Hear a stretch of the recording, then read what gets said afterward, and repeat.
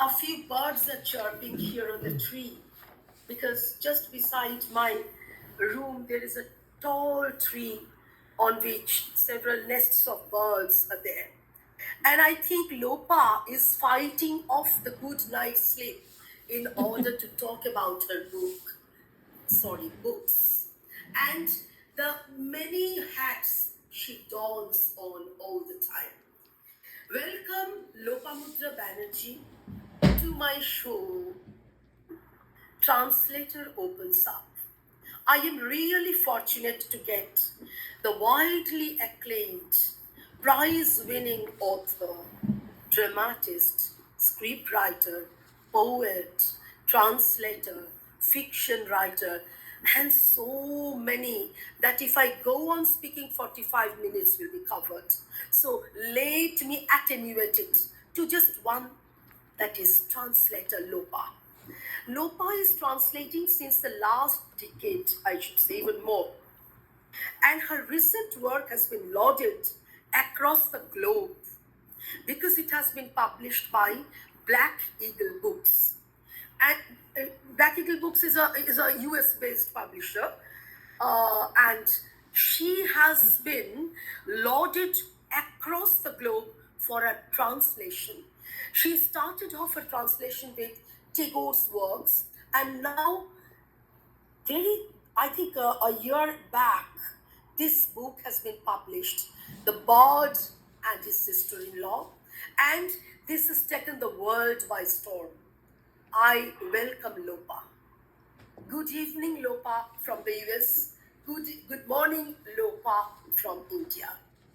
Now, translator Lopamudra Banerjee, how do you feel after you find that your work of translation is being lauded from one corner to another nook, from the western nook to the eastern nook, again from the northern nook to the southern nook of the globe, is being lauded, and people are grabbing their copies at such a craze that it is making a history of these times. So how do you feel, Lupa?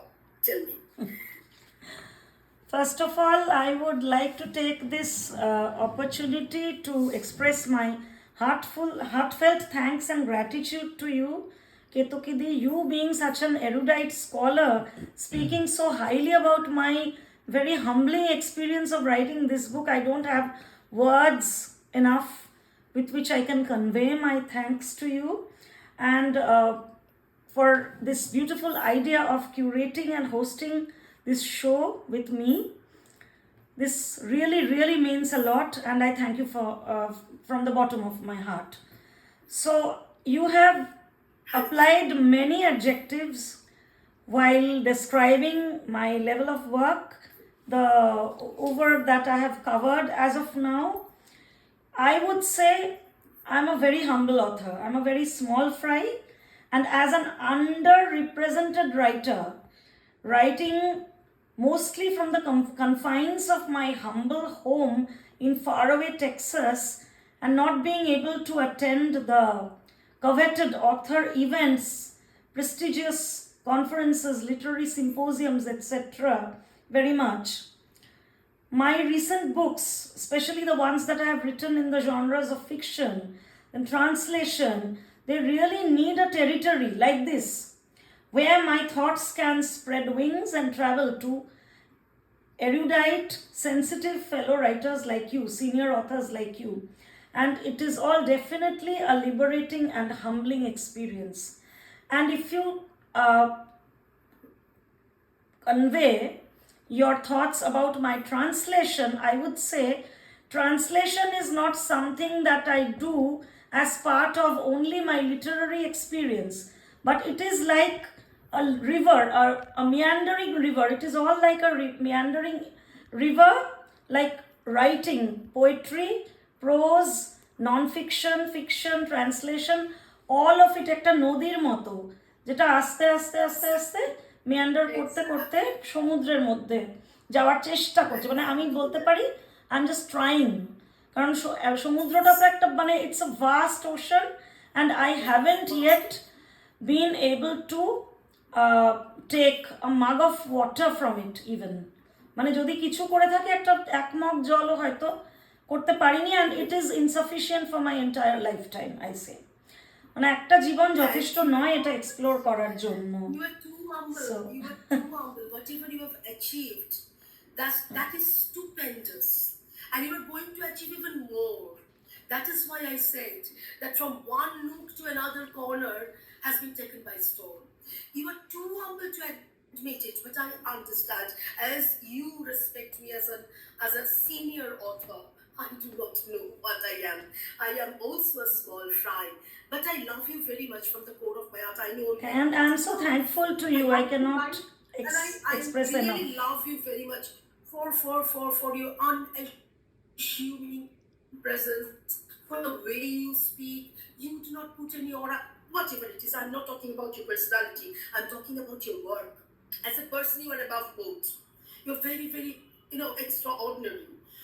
That personality we hardly meet with these days. But an added bonanza is you are a very humble writer.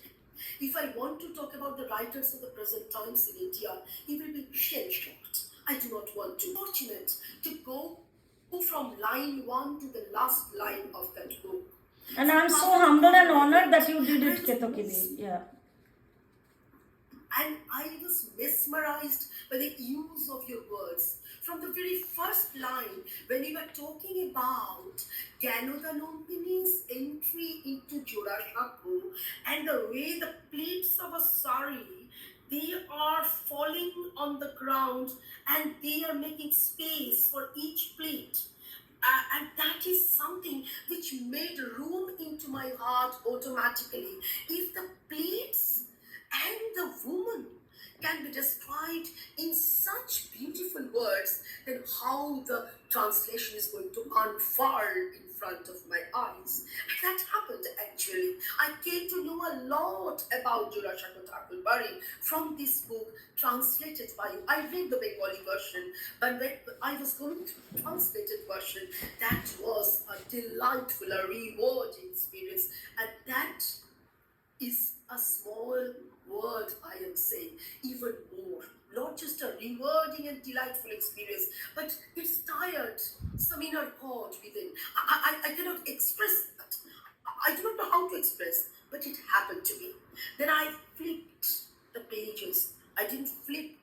I went through each page minutely, read each line, each expression, and I was being simply amazed by the use of words, because such use of words would be really very difficult for a person who is not well conversant with the original language as well as the target language.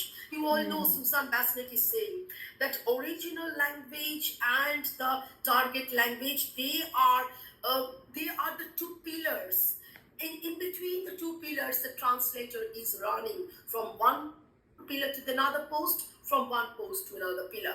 And if this running is like a ballet dance, automatically the translation would be like a beautiful ballet dance, which you have achieved in your translated novel. And another thing, Shukanto Choudhury, in his book, Translation and Understanding, is saying that the two cultures cannot be translated. You are translating a culture, and you are trying to make the British or the US speaking US readers to understand the culture of India. That is really very difficult. He is saying that the two dogs are circling each other and sniffing. He is saying in these particular words, but you have achieved something wonderfully. I do not know how. The two cultures, I do not know I shouldn't say two cultures, but the one culture is being, simply being made so easy like butter to be accepted, to be received by the readers on the other end, maybe in the US, maybe in the Netherlands, maybe in England, whatever. How could you do it?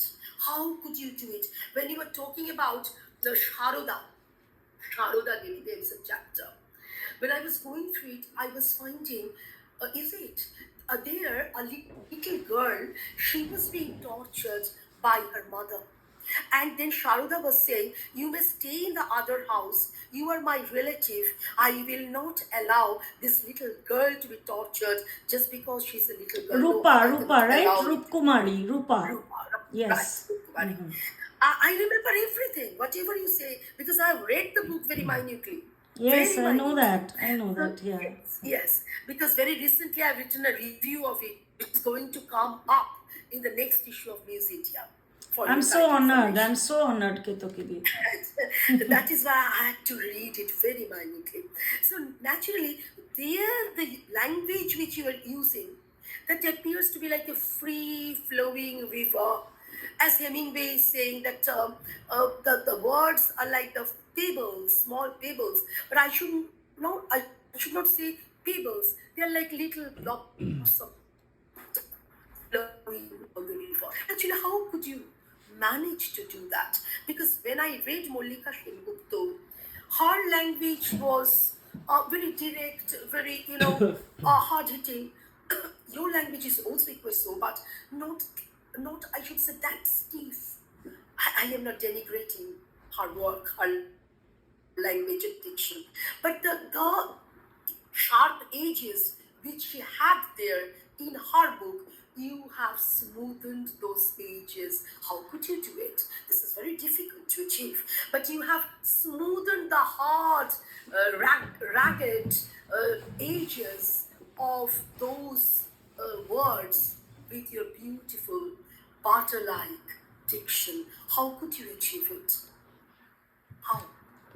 How was it It's possible for you to use such smooth, beautiful, free-flowing words to cut off those jutting edges of Mallika's language? If anybody hears me, he or she may accuse me of saying that you are belittling Mallika's language. I'm not belittling her language, but the jutted out, surfaces, the rugged areas, those were simply covered by your beautiful, smooth, butter-like diction.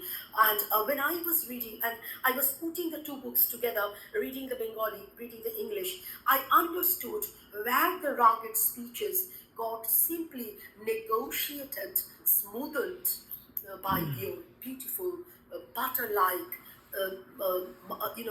mild, very soft words. I think you are a soft person. Maybe that is the reason. Or something else is there. How could you do that? If you could tell me in a word or two.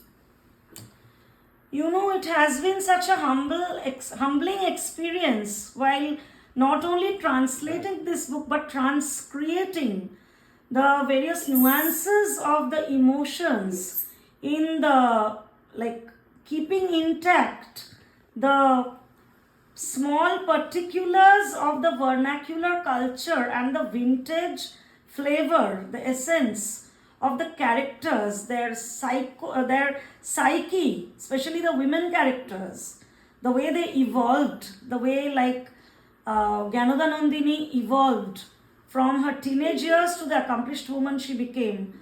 Then Kadambari Devi on the other side of the spectrum, the way she had evolved as a beautiful flower blooms like the rose, যখন কুড়ি থেকে ফুল হয়, প্রস্ফুটিত হয়, তখন যে মানে আস্তে আস্তে, the way naturally, organically, the development and the swaying and swishing and swaying of the personality, the persona that is put on the page.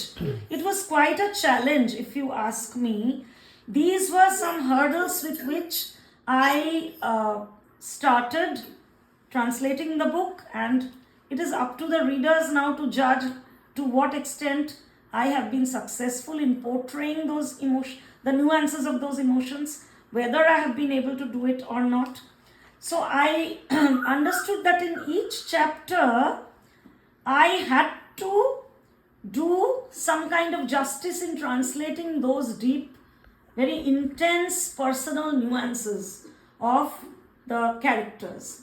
So since another challenge is, since this book represents the 19th century Bengal during the British colonial regime. It also portrays a very vintage Bengali regional culture. The various linguistic, the cultural tidbits through the women characters who resided within the Jorashako Thakurbari. For example, if we go back to the description of Shotyendranath and Gyanadanandini in chapter 1, where they talk about their grandmother Digambari Devi, how she handled her husband Prince Dwarakanath turning into a Brahmo man, and also indulging in the vibrant British culture. What she did when she went all dressed up, decked up, but within the parda, in the palanquin, and she went there, what did she see? What that scene unfolded in front of her eyes. Then when she came back home, there was a metamorphosis within her.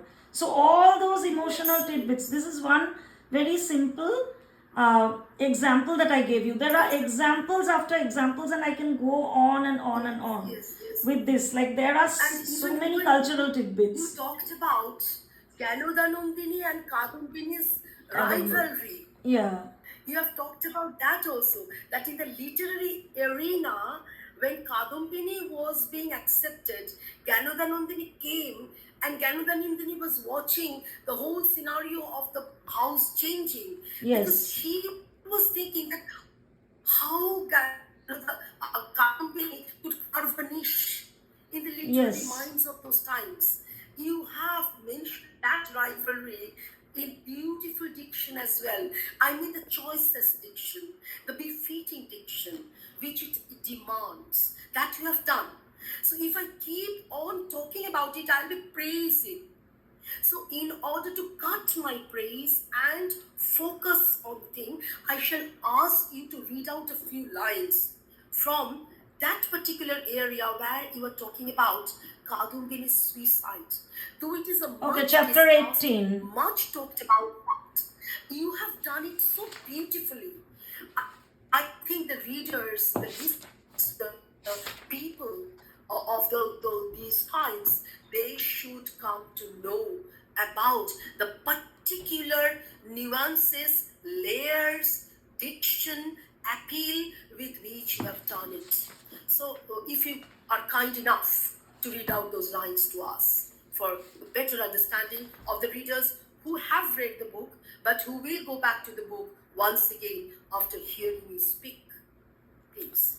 Okay, so before going to the language and the diction, which I had to transcribe with their bare emotional particulars, it is not about the two women and their journeys, but it is their overall way of life, celebrated in the Thakurbari, depicted by Mallika Di in such an authentic way that, like, transcribing those particulars into modern English for the global readers was more of a challenge and also much more a reward, because what I attained in the process, the learning curve, was phenomenal.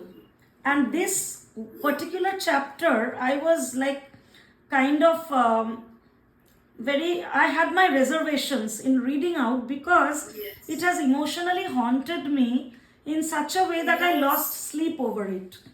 Like একটা পুরো সময় ধরে বেড়ে গেছে যে আমি এরপরে কি লিখতে পারবো, because I was so overwhelmed. The emotions of Kadambari were so strong, so powerful, so multi-nuanced. One might see an iota of negativity in it, but to me, the emotions themselves overshadowed the diction, the language, the metaphors, the images. They were so strong that they overshadowed, even if there was this like little bit of negativity in it. I only saw it as her process of catharsis. Did she achieve catharsis in the end? Exactly. So I would like to just, if you can give me 2 minutes, I can bring out, because I did not have much preparation that I would have to read from that chapter. Because I was touched and moved to tears Yeah, I Your know. translation, and I was thinking that state of mind in which Kadambari was passing, it was so sad. It is so very She sad, was so tragic. waiting. But the beauty of it is, since Shelley had already famously remarked, our sweetest songs are those that tell of our saddest Our thoughts. sweetest songs and So I songs got will a look beautiful before and after echo and of find that from feeling what. in the way that Yes. Kadambari's Yes. psychological catharsis, the closure of Kadambari, unfortunately but untimely closure that she received, was depicted and brought out by Mallika Di with such finesse. And I do not know whether I have been able to do justice to that, to those nuances, but I'll read a short excerpt from it nevertheless. Yes. Okay, this is Please. from chapter 18, Kadambari's Tragic Suicide, which is page 414 of the book. Kadambari was anxiously strolling in and out of the house. She had already obtained some opium globules from Bishu, the weaver woman. She had kept them carefully inside a beautiful container made of elephant teeth. The salvation from all her agony, all her pain, was within her reach now. But before she ended her life, she wanted to see what destiny had in store for her, for one last time. Just before the evening of 19th April, Heket Thakurun, that was the name by which Tagore himself referred to her, Heket Thakurun was decked up, resplendent in the orange Shwarnachari sari. She would surely be a head turner in the party. She anxiously waited to win the end game. She must strive to make her husband return to her heart from all the Dakini Joginis, the witches, the enchantresses. What if she was a barren woman? She was still beautiful and attractive. Jyoti, however, couldn't get the time to leave the ship yet. Just like always, she requested Robi to bring along Kadambari. But Robi was certain about her fiery rage at that moment. No, Jyoti Dada, you have to go yourself. I can't manage her today, he said. But as soon as Jyoti was about to leave, Ganoda and the captain of the ship called him back. He also had to stop as some guests reached before time. Kadambari kept on waiting. The early evening turned into late evening and then into night. She heard a voice inquiring from the terrace. Notunbo, didn't your husband come to take you along? One by one, she took off all her ornaments from her body, then gradually took off her sari and threw it on the floor. She lay down on her bed with her satin petticoat and her silken jacket. She could sense a few faces peeping from the window. They were mumbling something among themselves. In her delirium, Kadambari heard some voices saying, Sarojini, the ship's name is Sarojini. Ah, the insult, the betrayal, the shock of her life. At the wee hours of the night, she came down from the bed, opened the container carrying the opium globules, and poured all the globules in her mouth. She drank copious amounts of water, and then, wobbling like a drunk soul, she fell down on the floor and lay there indefinitely. In the morning, she was discovered in an almost dead state, and then the excruciating struggle to save her life began. As she struggled in an ocean of pain, her 25-year-old heavenly beauty seemed to gradually transform into a poisonous ivy vine. I will stop here because I want the suspense and the momentum that has been built by this beautifully tragic narrative to be there with the readers. How beautifully you have translated. She wanted to say from Dakini Yogini. So automatically one culture and the other culture, they are being brought closer to each other in order to make the essence even more surreal. Not only surreal, but very much relatable. That you have done. And how have you done it? You have kept the word Dakini Jogini. sure that it would have been another translator, then she or he could have translated that Dakini, Yogini also. I did and that, you know, using but this then I as edited. model. I did that, but then I In thought that way, I that the have seen the authenticity should be kept No. in that It way. should So, be kept there. yeah. It should be kept because tantra, then these things, this voodoo, these things are very much appealing to the Western audience. So when you keep it, automatically they feel, oh my God. Then Jyoti was attracted to some Kakini Yogini, so of that nature, automatically. What you have done, your language changes there. This emotion with which you are writing these lines of Kadambari's tragic suicide, when you are talking of Debendranath Tagore's hushing up attitude, there you are a bit critical, in your language, which is laudable, praiseworthy, no doubt. And now I will ask you about your own understanding of Mallika Sengupta's novel. Taken liberty also to some extent, Montreux tribe is saying there is no existence of Montreux tribe in Africa, Montreux tribe. So I researched and I found it. I put up footnote also, no, not footnote, endnote also. And it is, of course, a different kind of work from the pain of Sharat Chandra, from the oeuvre of Sharat Chandra, you could say. But you have taken up Bindu Chele, Bindu's son, and you are translating again with all your emotions, with your understanding of his emotions, of the boy's emotion, of the mother's emotion, and you are jailing all into a compound, chemical compound. No, it's a mental compound. No, mental chemistry. You are creating that with your words, with the tons of phrases, which. Yes. Actually, what can I say about my own translation? Rather than just saying that I have I'm a die-hard lover of anything literary, and translation is only one very beautiful aspect of it. So after I had translated quite a bit of literature created by Tagore, especially his feminist texts, Chitrangada, Chandalika, and his very strong women-oriented stories, including Nashtonir. And then you also know that I translated Ashapurna Devi's Bokul Katha. Yes, This task of translating Kabir Bouthan by Mallika Sengupta came through revered poet Shubodh Sarkar, just as an act of serendipity. I just went with the flow. Now you as a critic are telling me that where I excelled, where you found that the work was like according to your expectation. But to me, it is all a predestined journey. It's kind of a karmic journey.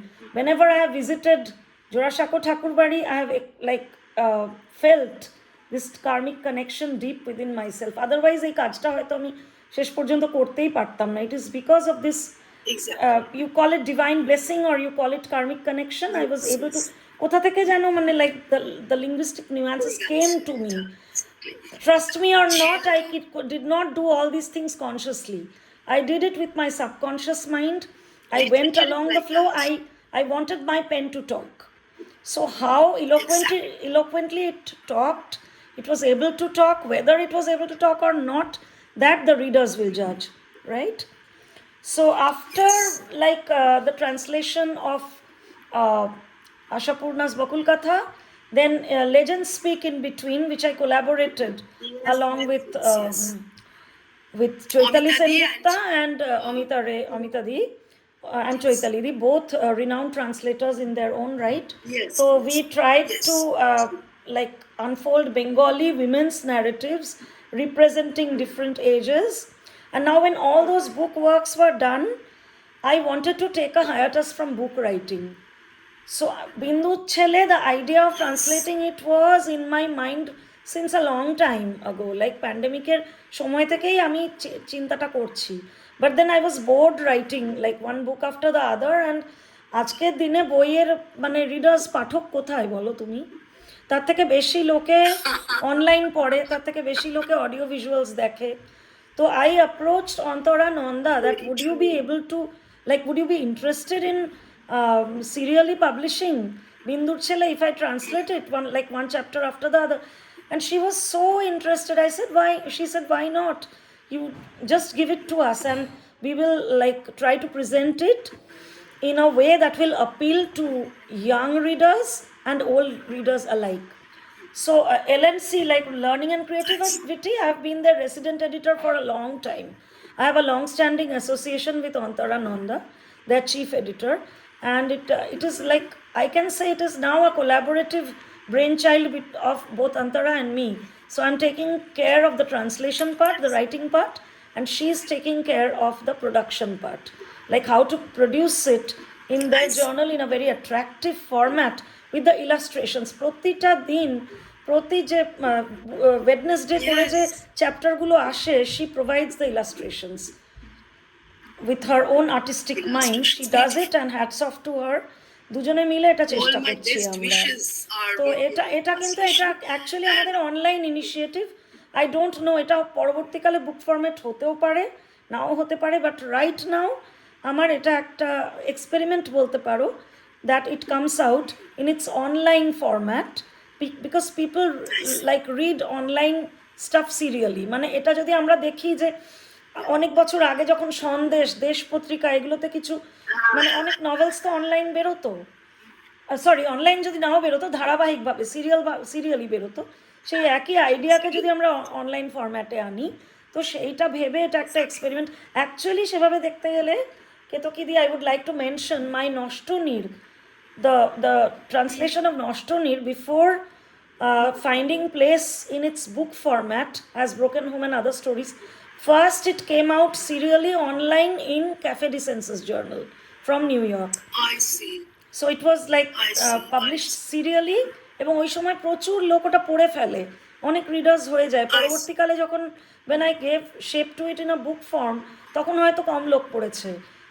Mostly people read it online, and then when I released it in Kindle, তুমি বিশ্বাস করতে পারবে না, I don't know whether like I should say it or not, 2015 that book was published, people still lap it up in Kindle. Like I see people downloading it. আমার কাছে তো আসে যে র্যাঙ্কিংটা কীরকম হচ্ছে, it gets reflected in Amazon. So এখনো it's been 9 years almost, and it's like it has completed 9 years this year, and people still download it in Kindle. তো বিন্দুর ছেলেটা আমার এরকমই একটা initiative I wanted to be published serially online, and with the same emotional fervor that I have translated my other works. I have tried to experiment with this work in terms of its linguistic, artistic and literary expression. আর এবার পরে আমি কতটা successful হতে পেরেছি, erudite readers, discerning readers, critics like you, I leave it to your hands. এটা এখন তোমাদের baby, আমার বেবি ছিল, এখন আস্তে আস্তে তোমাদের বেবি হচ্ছে। এবার তোমরা বলবে যে how I have been able to do justice to it. It's absolutely in the hands of the readers. I'm of course an ardent fan of your translation and your writing. My best wishes are with you, and I must say before winding up that you were a very good poet as well. If I am a discerning reader, you were a very prolific poet, I know. So if I lines from your poetic oeuvre, any poem you like to read out. So let us conclude this meeting, tat session, if I say, heart to heart talk, with a few lines from your poem. The poem which you have recently written or which you would like to share with the audience. Okay. Whatever it is. Okay, let me try to find out something relevant. Like there are many poems I have written, because poetry I know. it comes to me very spontaneously. Prose ekটু সময় নেয়, but poetry is something that comes spontaneously. Let me try. It's from my second book of poems, Woman and Her Muse. Woman and Her Muse, yes. Actually, this book actually originated when I was thinking about my identity as an immigrant, as a woman, as some artistic person with a fluid identity, and also when I envisioned myself as a creative feminine energy. So ওই ভাবনাটা থেকে this book was in its gestational period, and then it saw its fruition when when my journey of seeking my muse and crafting my poems while seeking my muse, not only poems but prose poems, then some like autobiographical snippets, some memoir, like all these coming together, when they attained their fruition while looking into or inquiring into my existence as a woman and aesthetic human, found their wings. And when I asked myself questions about the predominant patriarchy which compelled me to pick up my pen at that time. So from that quest, this book comes up. তো আমি একটা ছোট্ট anecdote add করতে চাই before I read my poem, because we have to wind up. এই বইটার যখন launch হয়েছিল আইপিপিএলে, inter cultural poetry and performance লাইব্রেরিতে, তখন সংযুক্তাদি বলেছিলেন, সংযুক্তা ম্যাম, ডক্টর সংযুক্তা দাশগুপ্তা, যে টাইটেলটা ওনার প্রচণ্ড ইন্টারেস্টিং লেগেছিল, and she also wrote a blurb to it, and she said like woman and her muse, এই যে টাইটেলটা খুব প্রভোকেটিভ। সো সেই টাইটেলের সঙ্গে সাজুজ্য রেখে একটা পোয়েম আমি পড়ছি। The poem's name is For a Doll's House and for All Women.